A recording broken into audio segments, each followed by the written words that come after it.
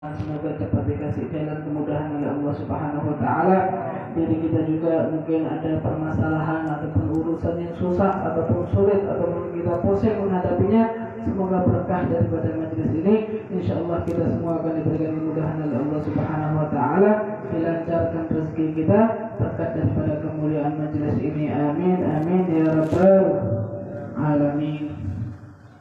Sering ulun mengatakan membawakan daripada hadis Nabi Muhammad SAW yang mana Rasulullah bersabda, "Man yuridillahu bihi khairan falyufaqihu fid-din." Di dalam hadis ini ulun selalu mengambil kesimpulan, pian-pian yang hadir duduk di majelis ini ulun yakin adalah orang-orang baik. Kenapa? Sesuai daripada hadis Nabi Muhammad SAW, mana beliau mengatakan, "Mayyuridillahu bihi khairan falyufaqihu fid-din." Barang siapa yang dikehendaki kebaikan oleh Allah Subhanahu wa Ta'ala, falyufaqihu fid-din, maka dia akan dipahamkan tentang urusan agama. Makanya, barang siapa yang dikehendaki kebaikan, maka kalau pian sudah merasa oleh Allah diberikan pemahaman terhadap agama, alhamdulillah, ulun sebelumnya enggak paham, sekarang jadi paham. Berarti pian tandanya dijadikan orang baik oleh Allah Subhanahu wa Ta'ala. Para ulama muktamad dikatakan menafsirkan daripada khairan. Khairan itu banyak tafsirnya. Kebaikan itu banyak artinya. Bukan hanya kebaikan dikatakan orang baik gitu aja, enggak. Ada yang mengatakan bahkan khairan itu al-jannah, yaitu surga.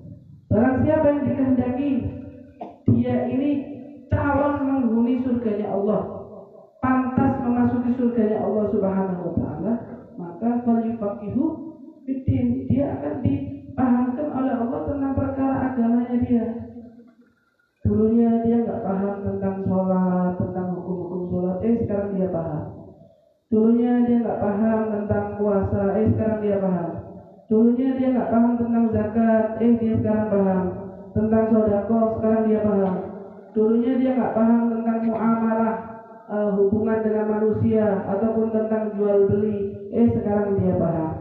Maka itu tandanya dia insya Allah dimasukkan oleh Allah Subhanahu wa Ta'ala daripada golongan orang-orang yang pantas memasuki surganya Allah Subhanahu wa Ta'ala. Bagaimana ucapan Nabi Muhammad SAW? Insya Allah kita masuk daripada golongan tersebut. Amin. Makanya di dalam majelis kita belajar ilmu, senang di dalamnya. Kenapa? Karena kita silaturahminya dapat, ilmunya dapat, baca zikirnya juga dapat, baca doanya juga dapat. Belum sering mengingatkan kalau di majelis banyak-banyak berdoa, banyak-banyak ingat Allah, otomatis kita hendaknya di dalamnya berdoa kepada Allah Subhanahu wa Ta'ala. Doa di dalam majelis kabul, apapun jadi hajat pian, doakan orang tua pian, anak pian, istri pian di dalam majelis. Insya Allah apa yang menjadi hajat pian akan dikabulkan oleh Allah Subhanahu wa Ta'ala. Kalau perlu nangis, di dalam majelis kalau perlu nangis, bukan nangis karena diinjak teman sampingnya, enggak. Nangis karena apa? Ingat Allah. Nangis karena ingat Rasulullah. Kita di dalam dekatkan diri sama Allah. Ya Allah, dulu sering dosa, dulu sering berbuat dosa, berbuat salah. Dulu sering sama orang tua ulun begini, ulun sama kawan ulun begini, sama tetangga ulun begini, sama saudara ulun begini. Ulun banyak dosa ya Allah. Nangis. Semoga berkah majelis ini ya Allah, ampuni dosa-dosaku ya Allah. Minta sama Allah. Nah, dikatakan air laut itu sedikit atau banyak? Sedikit atau banyak? Banyak. Yang minum air laut ya semaput ya, saking banyaknya. Nah, air laut sebanyak itu nggak akan bisa memadamkan daripada api nerakanya Allah Subhanahu wa Ta'ala. Akan tetapi satu tetes air mata yang mengalir di mata pian karena pian mendekatkan diri kepada Allah Subhanahu wa Ta'ala, maka itu bisa menghindarkan pian dari api nerakanya Allah Subhanahu wa taala. Air laut banyak, air laut itu cuma nggak akan bisa memadamkan api neraka. Cuma pian nangis, pernah nangis karena mendekatkan diri kepada Allah Subhanahu wa taala. Itu tangisan pian, air mata pian yang sedikit itu bisa menghindarkan pian dari api nerakanya Allah Subhanahu wa taala. Masya Allah. Ya, kalau api neraka ini tetes saja dijatuhkan ke bumi, bumi ini hangus. Bumi ini hangus. Tapi air mata pian yang mana mengalir karena pian takut kepada Allah, karena pian merindukan Nabi Muhammad, karena pian ingin taubat kepada Allah Subhanahu wa taala, itu semua bisa menghindarkan pian daripada azab api neraka Allah Subhanahu wa taala. Alhamdulillah. Di dalam majelis ulun juga selalu menyemangati pian, jangan cuma hadir duduk aja. Jangan cuma hadir ataupun duduk aja. Apapun sumbangsih yang bisa pian dapatkan ketika pian di dalam majelis, apapun yang bisa pian lakukan untuk majelis, maka lakukan. Niat khidmah untuk majelis. Insya Allah senang pian. Dulu pernah menceritakan Habib Umar bin Habib mengatakan nanti raja-raja di hari kiamat itu akan iri melihat pangkat yang diberikan oleh Allah Subhanahu wa taala kepada orang yang membagikan air di dalam majelis. Ingin meninggalkan daripada mereka, bahkan rela meninggalkan kerajaannya hanya untuk supaya bisa mendapatkan derajat tersebut. Maksudnya apa? Bukan orang yang bagikan air aja, tapi maksudnya di situ khidmah untuk majelis. Oh, ada majelis ilmu, siapkan mejanya, karpetnya, sound systemnya, ataupun yang lainnya. Itu nanti di hari kiamat pahalanya luar biasa. Pahalanya luar biasa. Kenapa? Karena pian mementingkan kepentingan orang lain daripada kepentingan diri pian pribadi. Pian melayani masjidnya Allah. Ada orang mau sholat, pian siapkan karpetnya. Ini termasuk khidmah. Ada majelis ilmu, pian siapkan daripada segala sesuatunya. Majelis sholawat, pian siapkan, pian layani orang lain untuk supaya nyaman sholat berjamaah, supaya nyaman hadir majelis ilmu. Ini namanya khidmah.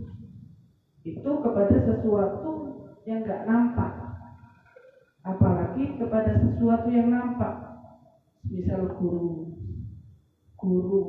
pian merasa ada diajari juga oleh seseorang ngaji alif ba ta, itu guru pian. Ini sudah mentang-mentang dulunya pernah diajar alif ba ta sama gurunya. Sekarang ilmunya misalnya lebih tinggi, lebih alim. Akhirnya gurunya gak dianggap lagi. Ini kawan ulun baik. Bukan guru ulun, aliman ulun, lebih pintar ulun. Hati-hati. Tetap itu guru pian. Hormati dan juga jaga adab di depan mereka. Kepada guru, kepada ulama, terlebih lagi kepada habaib. Pian adab kepada mereka, pian hormat kepada mereka, bahkan pian bisa berkhidmah kepada mereka. Guru, ulama ataupun habaib. Ini sesuatu yang nampak di hadapan pian, ataupun orang-orang soleh. Sesuatu yang nampak di hadapan pian. Ini sama dengan pian khidmah kepada Nabi Muhammad SAW. Kenapa? Ulama warasatul anbiya. Ulama ini pewarisnya Nabi. Dan para habaib adalah dzurriyyahnya Nabi, keturunannya Nabi. Pian khidmah, senangkan mereka. Itu hakikatnya pian menangkan Nabi Muhammad. Sekarang pian punya cucu. Punya cucu guys. Pian punya cucu.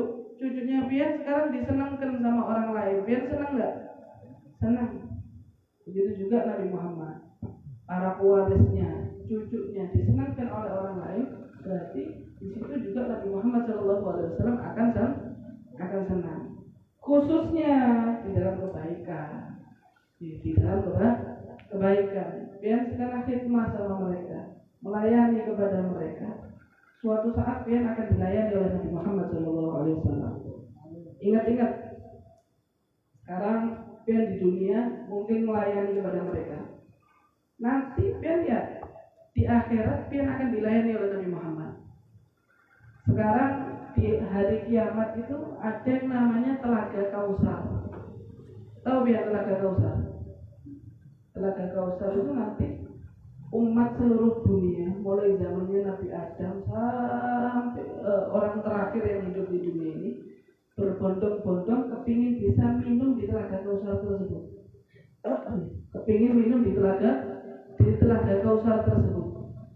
Kemudian orang yang bisa minum di Telaga Kausar tersebut, ketika minum dia tidak akan merasakan kehausan selamanya.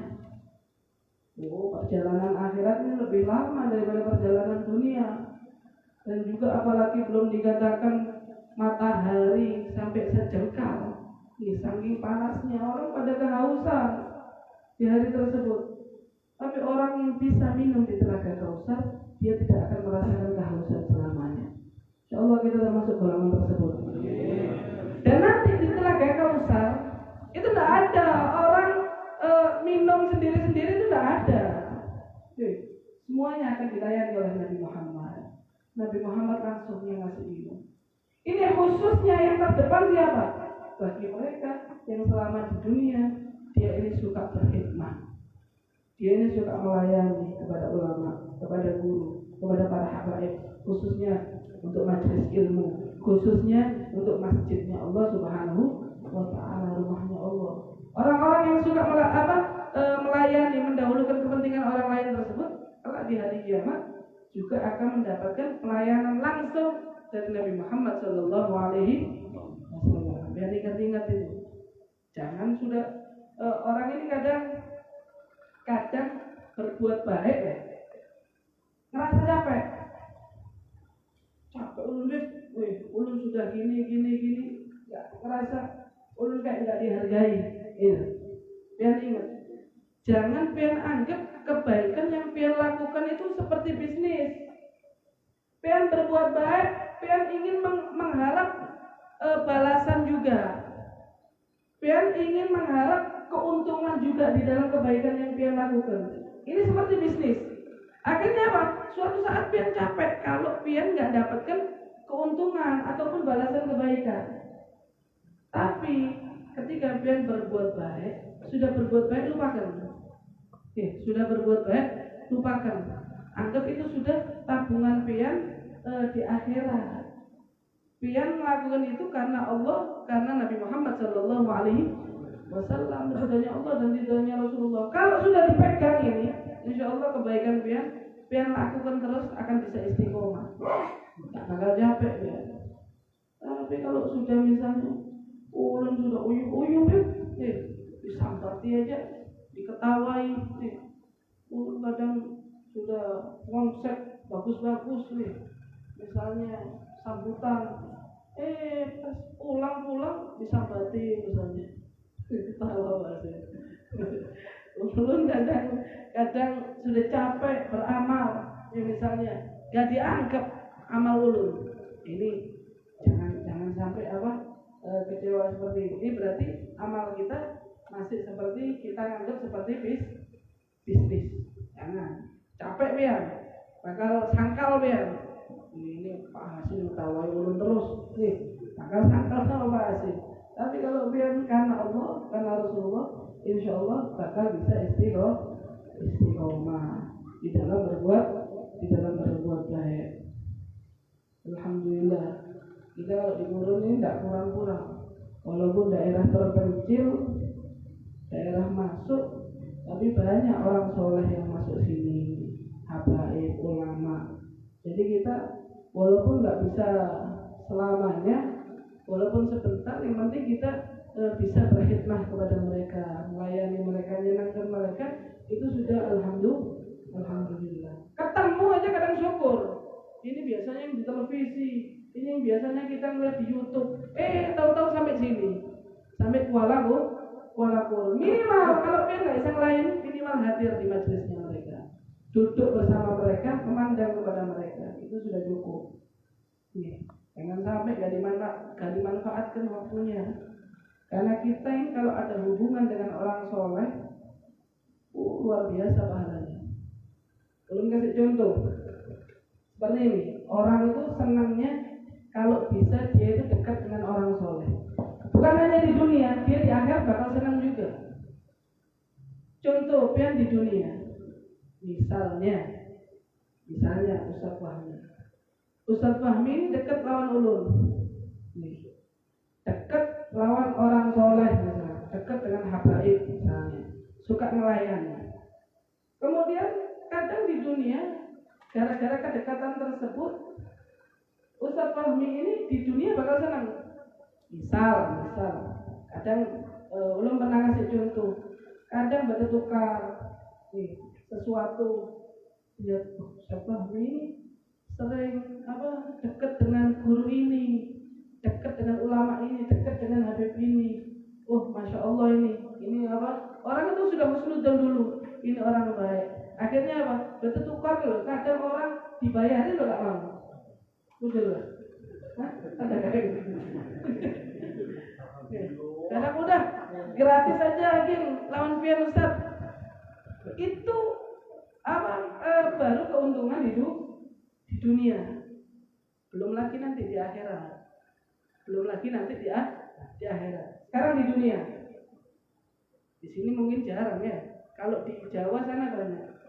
Sekarang ada orang khidmah, melayani kepada orang soleh. Bawakan sandalnya aja misalnya. Bawakan sandal. Ada orang soleh dapat undangan. Misalnya VVIP.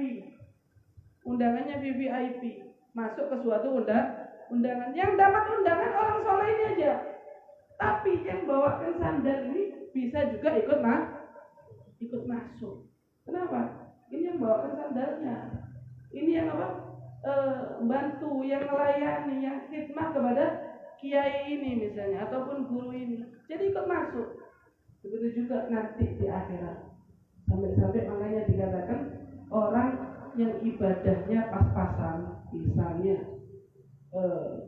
dia itu sholat wajib 5 waktu aja, puasa wajib aja, Ramadan aja, zakat dilaksanakan, ibadahnya pas-pasan, tapi dia senang dekat dengan orang soleh, senang kumpul sama orang soleh, dengan orang yang ibadahnya banyak luar biasa, tapi dia nggak mau kumpul sama orang soleh.